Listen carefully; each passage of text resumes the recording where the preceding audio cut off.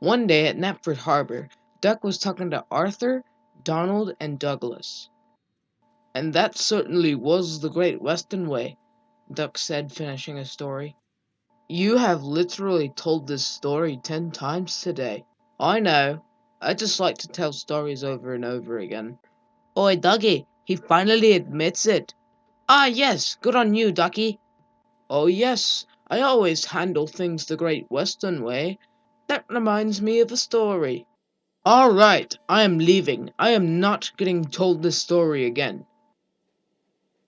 "Right behind you, Arthur," said Donald and Douglas. "Wait for me, Donny." "Gets them all the time," chuckled Duck to himself. Things were very peaceful and fun on Sodor, but there were some arguments just like that one I just showed you right there. And there is plenty of hustle and bustle in Knapford Harbor and Brendam Docks. And there is plenty of work for both engines and people alike. And the engines are really happy that the railway has been kept in order for hundreds of years.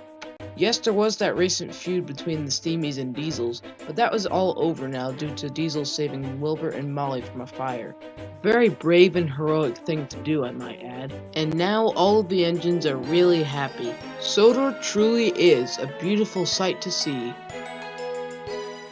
The Fat Controller came to Arthur for an important job. Arthur was in a really good mood.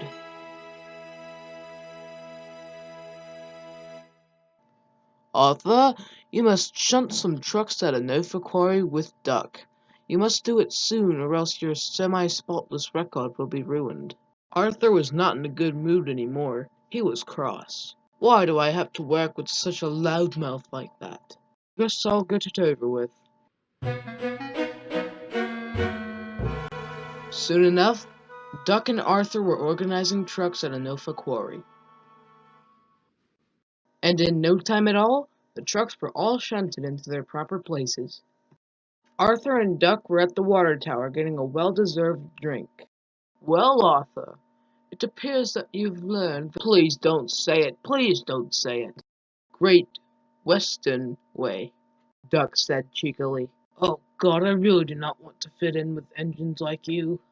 "What's wrong with engines like me? Don't let me get Oliver on you." "Remember what Oliver did to that truck?" He knew exactly what he was referring to. "Oh dear, please don't tell Oliver." Duck could not help but laugh. They were eventually done filling up their water, but then it had started raining immediately. "No good," said Duck. "We're gonna have to go home in the rain." So wheel turn by wheel turn, the two engines set off for home. The weather only got worse. "Oh dear," Arthur thought. "What is to become of my beautiful maroon paint with yellow stripes?"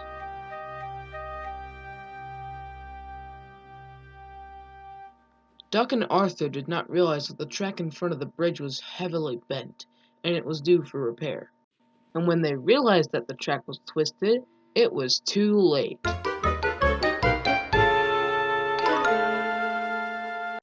Duck and Arthur were derailed, in the middle of the main line in the middle of the rain.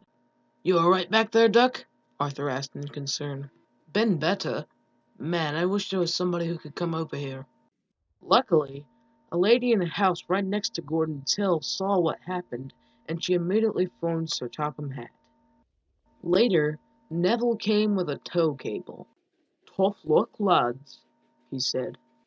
Arthur and Duck were really happy that Neville came, but they were wondering how did he figure out, and then he explained. Then Neville went to work saving the two engines.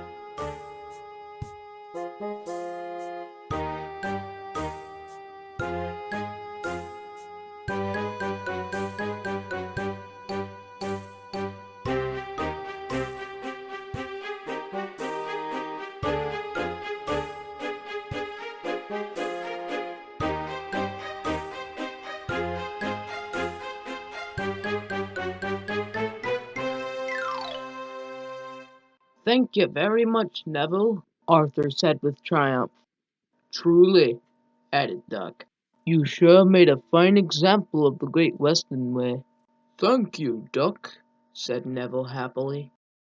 And with that, the three engines went on home. And this time, they were certain of it. And I'm really happy to say that both Duck and Arthur are actually really good friends now. In fact, they even double-head trains often, some more interesting than others. But in the words of Victor Tanzig, that is a story for another day.